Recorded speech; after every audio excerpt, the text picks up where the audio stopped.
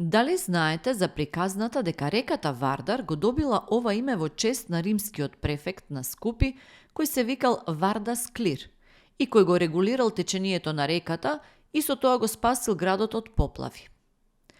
Приказната за островот во реката Вардар, на кој се одржувале куински трки и кој бил долг околу 3 километри, звучи навистина неверојатно, па дури и фантастично. Според податоците, островот се градил цели 3 години, а официјално бил пуштен во употреба 1932 година. Фантастичниот остров со текот на времето исчезнал, му се загубила секаква трага. Тој е еден вид наша скопска варијанта на исчезнатата Атлантида.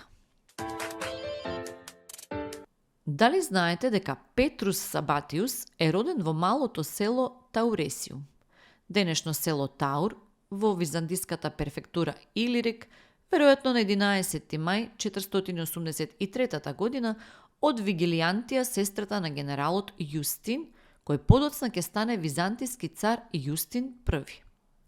Јустин I го посвоил и го зел кај себе во Константинопол, обезбедувајќи му солидно образование, особено во областа на правото, теологијата и историјата. Кога Јустин I бил прогласен за цар, тој добил висок воен чин во царската гарда. Во 525 година добил титула кајсар, а на 4 април 527 година бил прогласен за Август, со што станал совладател на Јустин I.